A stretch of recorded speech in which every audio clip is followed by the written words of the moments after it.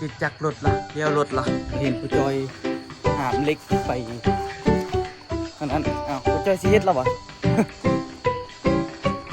ต้องได้ต่อแนวสดทุกคนนี่ที่ไล่กับพอดีพอดีอันนั้นเลยนี่พอดีคือกันซ้ำปะพอดีก้อนตอนนี้กำลังเสียมานะทุกคนพอเสียมาติดไฟขึ้นมันแดงทุกคนแดงเพือกเลยขอโทษด้วยถ่ายตีเนาะแถวนี้แดงหมดเลย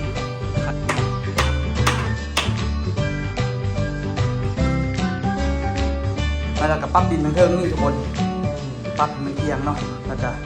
เช็ดไปทุกคนสบายดีตอนเช้าเนาะตอนนี้6 โมงกว่านะทุกคนมื้อนี้นี่ก็เป็นมื้อที่อากาศดีเลยแหละทุกคนแต่ว่าเห็นเขาเจ้าไปซิดเบ็ดอยู่แต่ว่าบ่ฮู้ว่ายังบ่ทันแม่นยามได้แท้เด้อทุกคนเด้อแต่ต้องสิไปลองเบิ่งเนาะอยากไปแฮงเนาะนี่คันเบ็ดห้านก็ต้องได้ท่าสร้างมาทุกคนตัวจอดเล็กบ่เป็นจอดบ่งามเนาะตัวบ่เฮ็ดได้จ้างเขาเจ้าเอาสร้างบ่ทันมากะเฮ็ดหยังบ่ได้คือเก่ามีแต่ปรับดินปรับดอนตัวกับปรับเปิดละทุกคนแต่โจ๊ะมันก่อนตัวไปเครื่องมือสินะบ่ได้เป็นบดมือเนาะเก็บเบิดละทุกคนเก็บเป็นทุกอย่างละไปหาเบิ่งทุกคนว่ามันสิได้บ่หรือบ่ได้เพราะว่า นี่ไหนเหงื่อนะเป็นเหงื่อเป็นอย่างเตอก็เก็บไปเบิดละนี่อยากลองอยู่เนาะอยากลองเบิ่งว่ามันสิได้หรือบ่ได้ไปโบลีลาละไปเลยดีกว่าจักรถละเลี้ยวรถละเราเห็นผู้จอยหามเล็กไปอันนั้นอ้าวผู้จอยซีเฮ็ดแล้ววะ บ่ได้ฮู้เรื่องเลยย่างไปเบิ่งนิดนึงก่อนเลยจึงว่า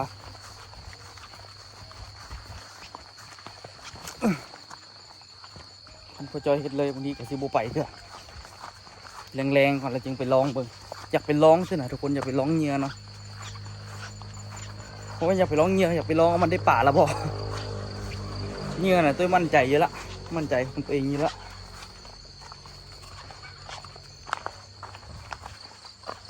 ตื่นแต่เช้ามาเลยวันนี้พ่อจอยเฮ็ดเลยเหรอพ่อจอยงัดเลยวะ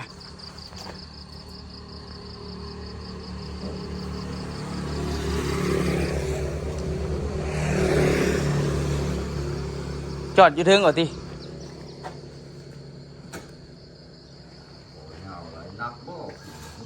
ไปจอดอยู่เทิงเอาลูกว่ะ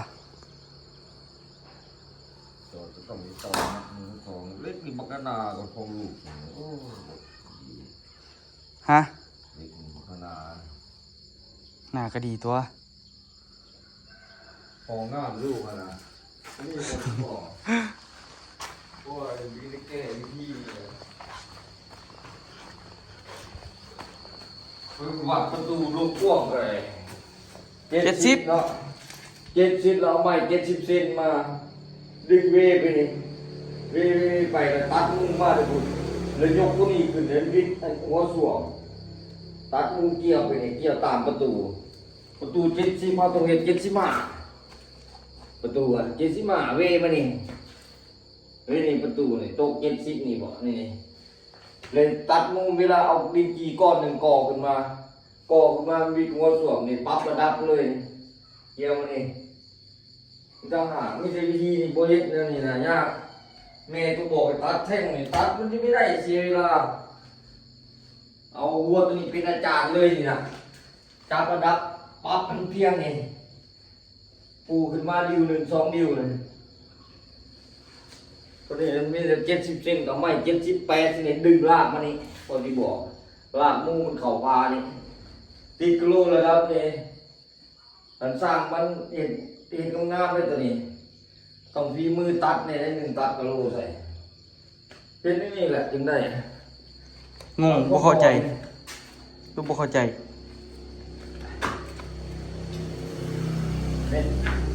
70เนาะเอาไว้เป็น70 เซนสมมุติเอาเทียบใส่เป็นบาทนะเข้าใจติดที่นี่นะเข้าใจแล้วมันต้องเนี่ยเพื่อ5 เซน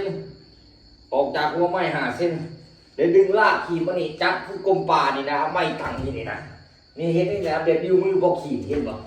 เห็นนี่แนวนี้แหละเลยตัวนี้เอาระดับมันเพียงนี่ปรับขึ้นมาเพียงหัวสวมนี่เอาน้ำเทียงมาใส่จับระดับปรับออกมา เลยตัวนี้ก่อขึ้นมาเอ็มดินจีกับดินจีเอายังก็ได้บอกเก่าแก่ก็ได้มาก่อขึ้นตรงนี้เพียงกับหัวส่วงอ่ะก่อขึ้นอีกผมเลยมันเทบานเขาเทปูนเลยซองดิ้วเห็นนี่เหรอ ล่ะ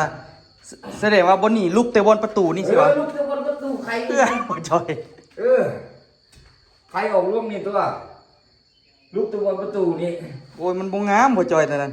โอ้ใครจะให้งามได้วะตัดทิ้งวงโกปีนะ ว่าต้นมงกบก็บ่ตัด โตยก ตัดมันนี่หยังคือ ลุ ลู ก ก ขึ้นแล้วเนาะ เอา เฮ็ เฮ็ ด ดคือลูกวานนี่เด้ตัวนี้นี่สิได้เฮ็ดเป็นนะห้องน้ำ2ระดับเนาะทุกคน มันก็ยากอยู่ความคิดของตัวนี่มันแก้ไขถึกแล้วแต่ว่าคิดตัวก็คือส่วนทางลุมนี่มันสิลุบนี่สิก่อขึ้นตัวนี้ทางเทิงนี่สิเพียงทางเทิงนี่ความหมายมันก็บ่ได้ว่าสิสูงเฮงอันนั้นล่ะห้องระบายน้ำมันสิออกแก่นี้ความคิดของตัวนะแต่พอจอยหันสิเอาตามวงนี่แล้วแถวนี้นี่ก็สิให้มันเพียงกระเทิงเลยว่าซั่นตัวมันยุ่งสิเฮ็ดบ่อนอาบน้ำอาบในก็ยุ่งเฮ็ดต่างระดับโลด2อันดีกว่าตัวปรับขึ้นไปเพื่อสิเอาบ่นี้มันเพียงเนาะแถวนี้ให้มันเพียงกันเบิดทางหน้านี่นะเอาไม้มาคั่นนี่เอาไม้มากอคั่นนี่ตั้งขึ้นนี่แล้วก็เป็นปรับทางหน้าหันมันเพียงกันบ่เพียงแต่ทางนั้นต้องให้เนินทางนี้ต้องให้สูงกว่าทางนี้เนินให้น้ำมันไหลว่ะพี่คันว่ามีน้ำเหนียวออกมามันจึงได้เนาะตัวก็เลยสิเอาแบบเก่าแหละตัวบ่เอาน้ำบ่จอยคันนี้ตัวนี้แล้วปรับแต่บนนี่มันยากเนาะที่จับไม้จับหยังให้ซอยบ่จอยก่อนซะตัวคิดว่ามื้อเช้านี่บ่ได้เฮ็ดหยังละ ก็เลยว่าสิไปซิดเบ็ดลองเบิ่งเนาะแต่ว่าคันเฮ็ดแล้วก็สิได้ย่อเล็กย่อตอกซอยบ่จอยแล้วก็ประมาณส่งแรงประมาณจัก3 โมงจักประมาณ3 โมงครึ่งหา4 โมงยังไปก็ได้เนาะได้สิประมาณ2 ชั่วโมง3 ชั่วโมงก็ลองเบิ่งทุกคนตัวอยากลองมึงซื่อๆตัวนี้นี่มันยังคาอยู่มันก็ต้องได้เฮ็ดก่อนเนาะทุกคนพอจอยไปเอาเหล็กมาเพิ่มเพราะว่าสิได้ต่อออกข้างละเม็ดเหล็กตัวนี้เขาจึงบ่ได้ตัดเนาะก่อนมันหั่นใส่นี่แล้วก็จอดเอาได้ต่อแนวละสดทุกคนในขี้ไล่กับพอดีพอดีอันนั้นเลยนี่พอดีถือกันซ้ำบาพอดีเกาะใส่วางกันเลยข้างละเม็ด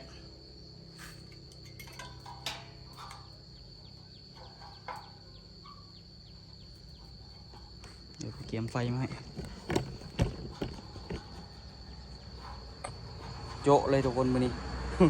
ตอนแรงก่อนขึ้นไปไปลูกเฮ็ดลูกนี่ยากกับคนเดียวมีงานอย่างไร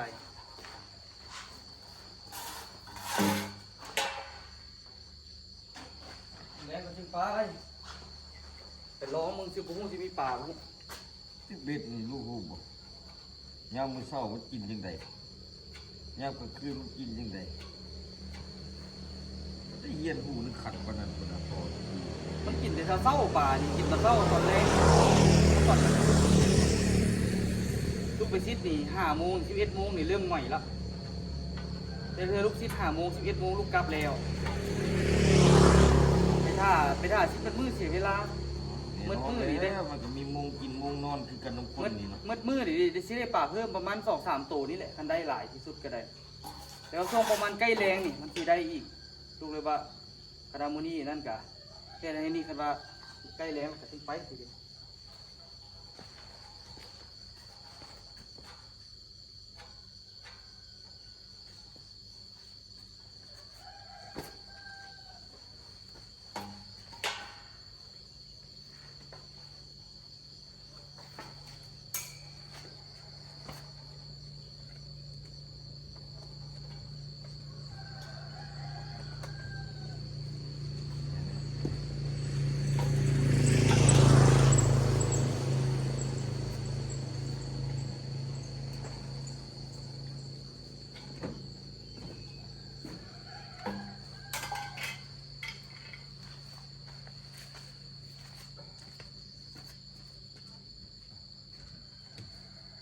ลุงตัดเลยบ่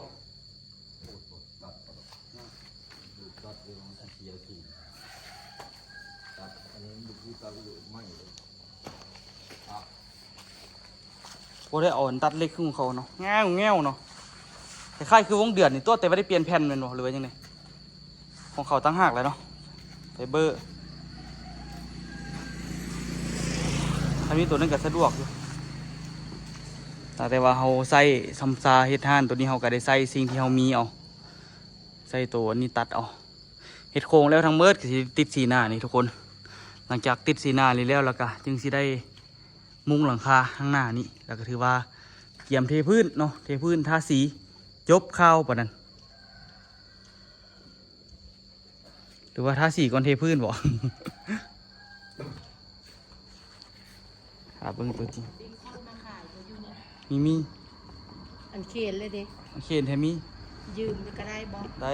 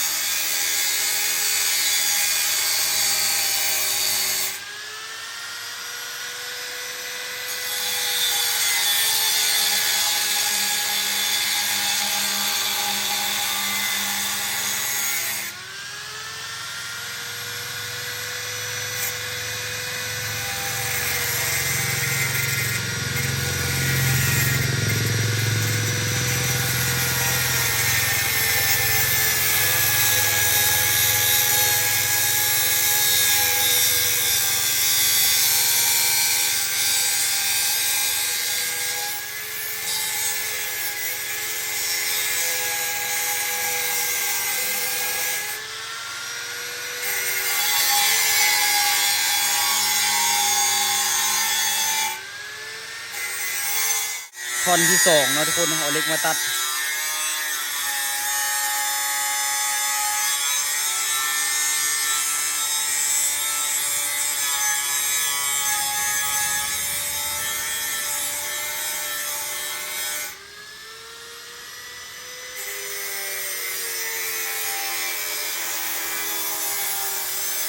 ตัดหลักก็ได้ต่อทุกคน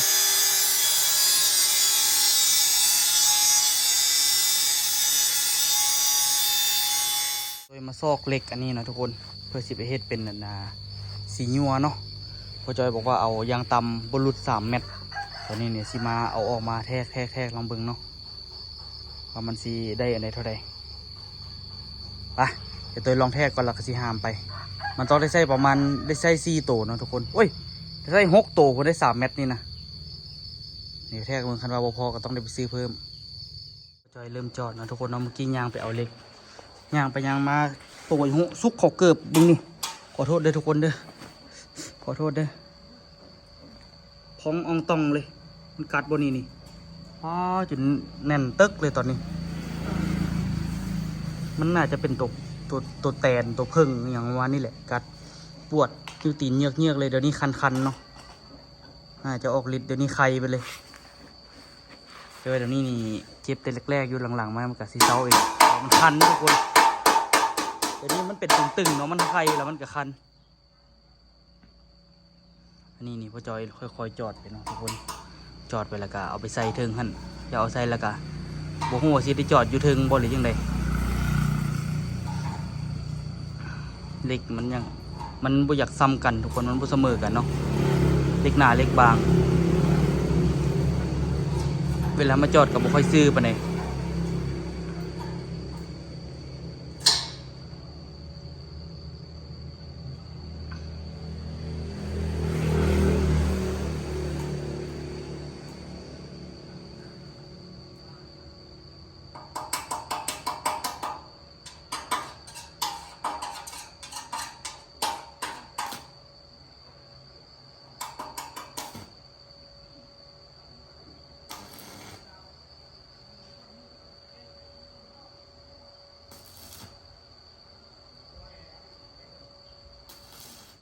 อนนี้กำลังสิเฮ็ดมานะทุกคนเพิ่งก่อนสิเฮ็ดมาตีดมันไข่ขึ้นแล้วมันแดงทุกคนแดงเพือกเลยขอโทษด้วยทุกคนไข่ตีดเนาะแถวนี้แดงหมดเลยไข่มันกัดนี่สุดยอดเลยโคตรคันเลยทุกคนบุ้งว่าตัวมันตอหรือแตนหรือเพิ่งหรือแมงดันบุ้งเลยไปอยู่ดินเข้ามาสรุปเขาปลายเกิดนี่แล้วมันตัวกำลังสิเคลียร์ออกอยู่หรอกกัดปั๊บคนหนึ่งเกือบเจ็บกำลังเฮ็ดอันนั้นทุกคนเฮ็ดมาเนาะตอนนี้เฮ็ดห้างเกี่ยมซีเฮ็ดห้างยืนขึ้นไปเทิงเนาะเพื่อความสะดวกสบายในตอนนั้นเอาเหล็กอันนี้ไปใส่ทั้งหมดเนาะนี่สิเอาเหล็กพวกนี้ไปพาดย่างคนเฮ็ดแนวค่ำแต่ละอันเสริมเข้าไปเนาะทุกคนเพื่อความแน่นหนา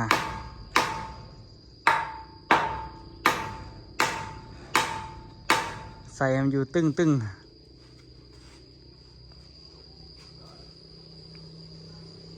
เฮ็ดห่างให้อย่างพอไตมันก็สะดวกนะทุกคน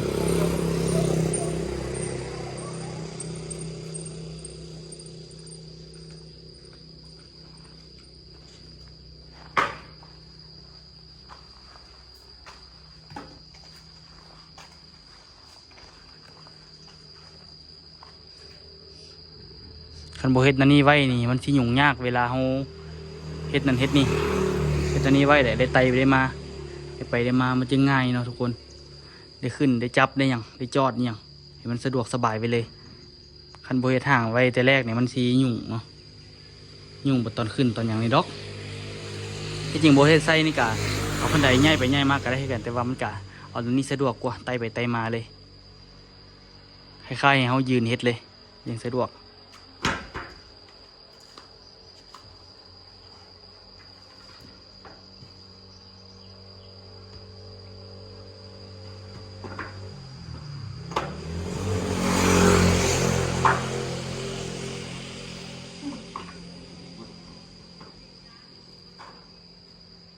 สิต่อใส่อันนี้นี่วะ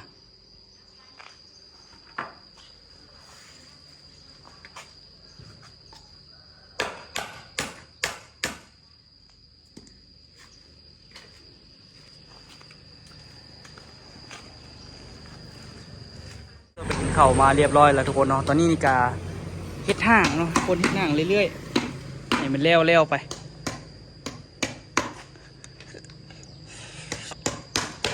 ตั้งเสาก็เรียบร้อยละตั้งเสาก็ไว้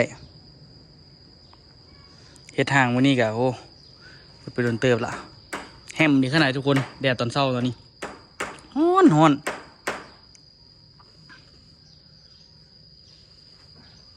เอาขั้นใดบ่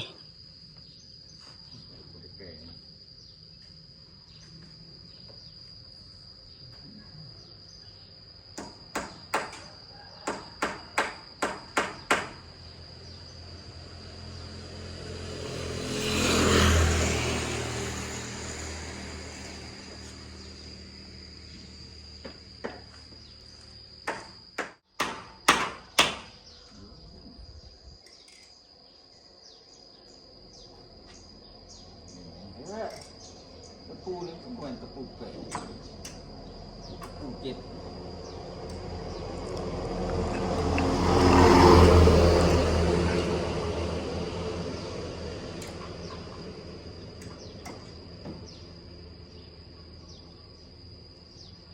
ปลูกก็บ่ค่อยดีแน่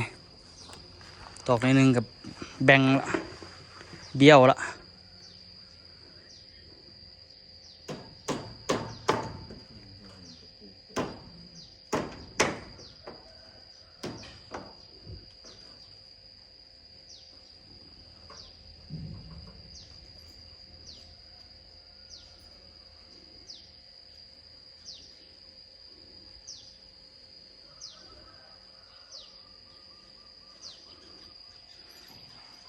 อยู่บ่ว่าจอยใส่เพิ่มอีกอยู่ตี้ไหมน้อยๆนึง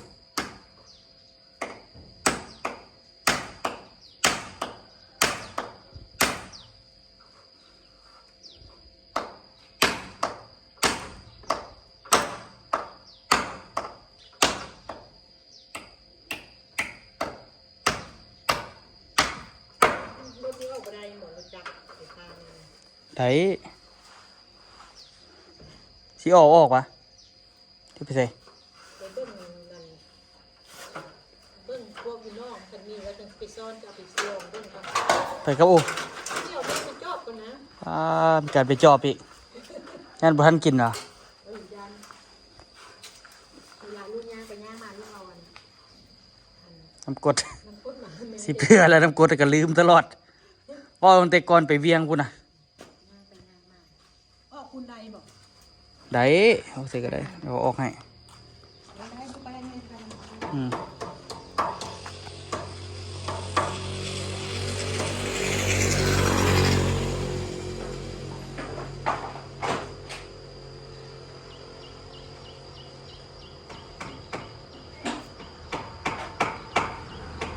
ว่าสิได้ขึ้น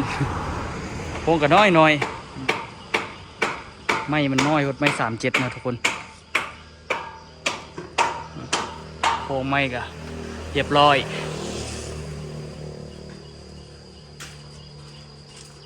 แล้วไปหลายส่วนเติบละ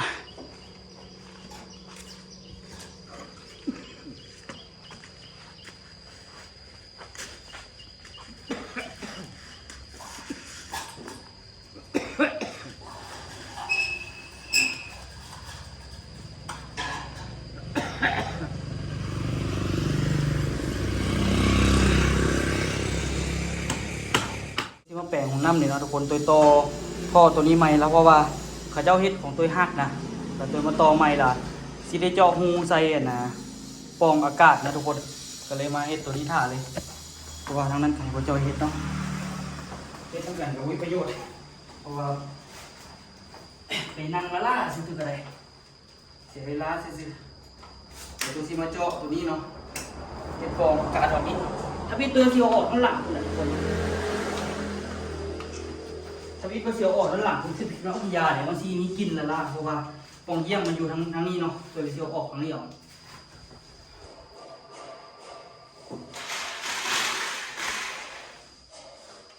ปัญหาอีกอันนี้ก็ได้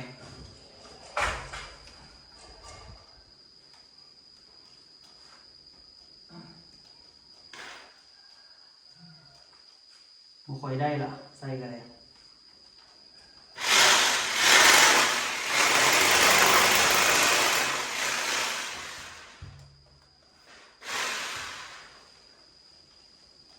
เอาใจขนาดนี้เลย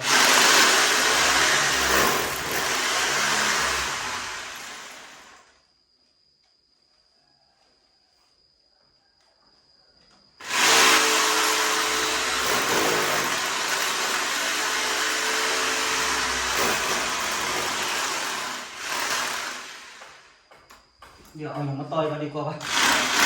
คนขี่มาต่อยปะ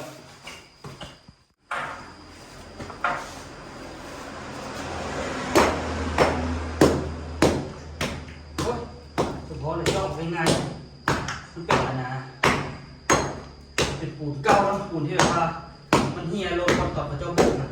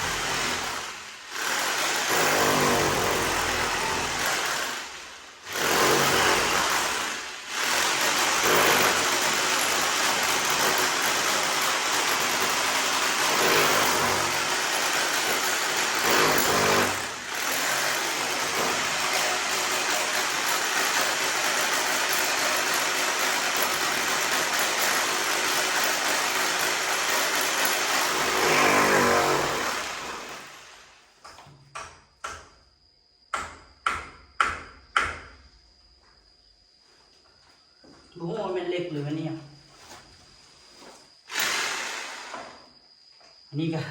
บาดได้บาดบ่ได้อยู่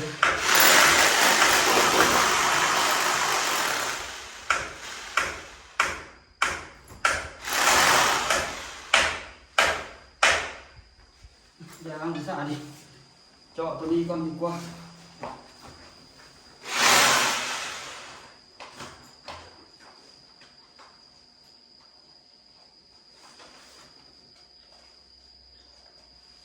หาไปที่เจาะอันนี้มันได้กันทุกคนปาดเข่าภูเขาอยู่ตัวนี้เดี๋ยวเอาอย่างต้อยๆก็ได้ตัวนี้มันเป็นปองละ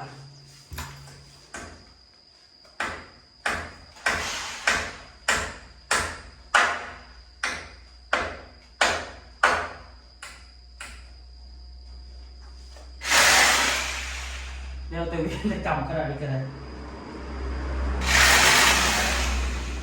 แล้วแต่อารมณ์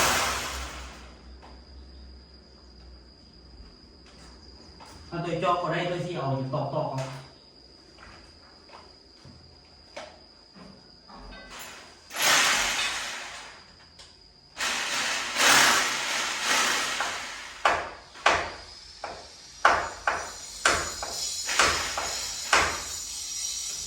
โอ้ยวางแล้วก็ได้นะสว่านเอซีมาคือที่ซ้ายใจขนาดนี้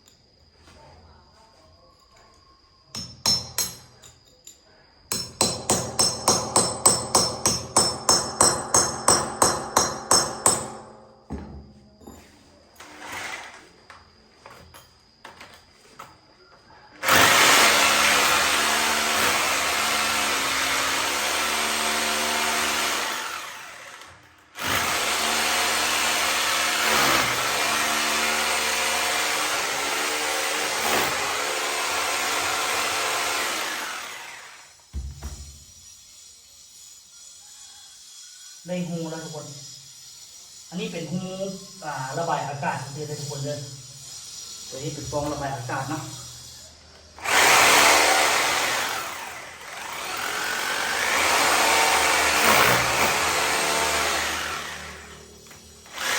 ไม่ให้มันเกิดเป็นแก๊สแล้วทั้งนั้น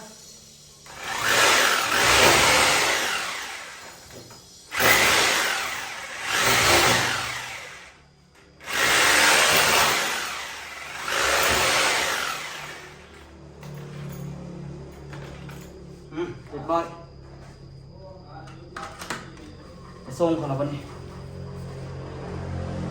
ตอนนี้ตัวเอาทอใส่ได้แล้วทุกคนแต่มันก็ยังพอละเอียดนะ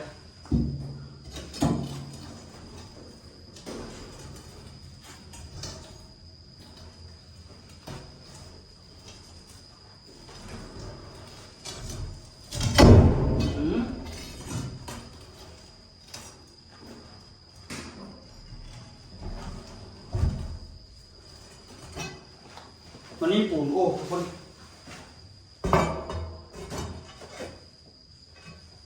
ปูนนี้มันเหี่ยลงมันโอบไปละเดี๋ยวสิพยายามงัดปากงูนี้มันไปพุ่นให้ได้แล้วเดี๋ยวนี้สิได้เอาปูนมาโปะนี่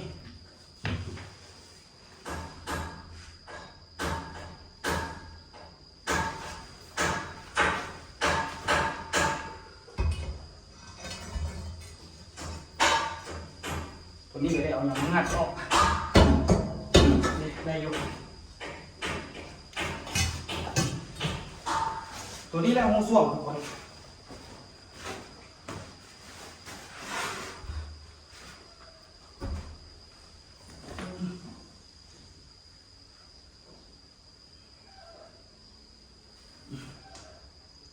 เจ๊อยากตอกท่อนี่เข้าอีกเดี๋ยวไปตอกตรงนั้นลงก่อน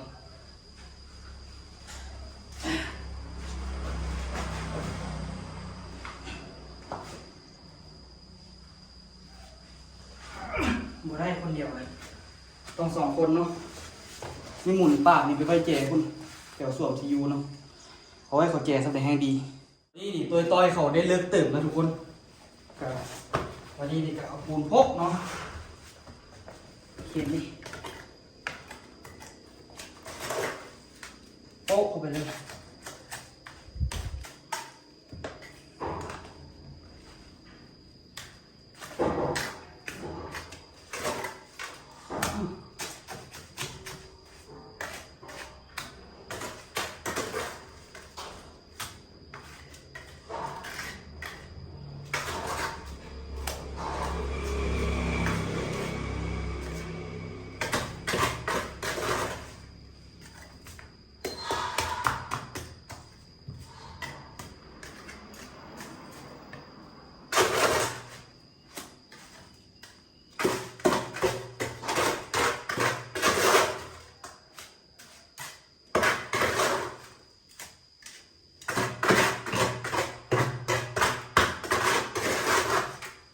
กรองอากาศเนาะเพื่อบ่ให้มันเป็นแก๊ส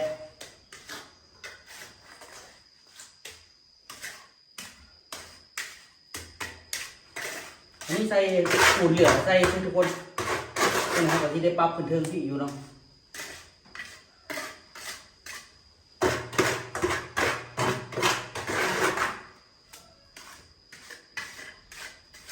โอเคหูเรื่องประมาณนี้เนาะทุกคนเนาะใส่ท่อตัวนี้แล้วก็โดยเคลื่อนฝาตัวนี้พอได้แล้วก็มาแล้วสิเอาปูนมาโป้ทั้งแคมนี่อ้อมทั้งหมดนี่แล้วก็ปรับดินทั้งเทิงนี่ทุกคนปรับให้มันเพียงเนาะแล้วก็เซตไป2ระดับเพราะว่าตัวนี้มันสวดขึ้นมาสูงเกินไปเนาะตอนนี้นี่ก็คือเรียบร้อยละอันนี้ก็ใส่ก็พอดีพองามละเดี๋ยวเสียปูนมาโปะผสมปูนก่อนนั่นก็เอาปูนมาซาบเปิ๊ะบ่อยมันออกไปใส่เนาะเดี๋ยวต้องมาใส่อีกยังบ่พอเท่านี้เอาปูนมาใส่อีกเนาะซาบดีๆบ่อยมีห้อยหัวขนาดจะโอเคละเรียบร้อยนะทุกคนเนาะเป็นในฝากทุกคนติดตามตอนต่อไปทุกคนว่าสิเป็นยังไงเนาะตอนนี้ก็คือปะนั่นนี่ไว้ก่อนเอาไว้เจอกันคลิปหน้าเลยทุกคนเด้อเฮ็ดนี่ได้เราก็สิได้ปรับดินทั้งข้างนี่ใส่โป๊กทั้งเทิงนี่ทั้งหมดเนาะบนหูก็สิได้เอาท่อใหญ่มาใส่เนาะแล้วก็ได้โป้ปูนอีกหลายแนวเติมอยู่ทุกคนเอาไว้เจอกันคลิปหน้าหาเบิ่งมาของน้ำสิเป็นยังไงหลายคนก็ลุ้นอยู่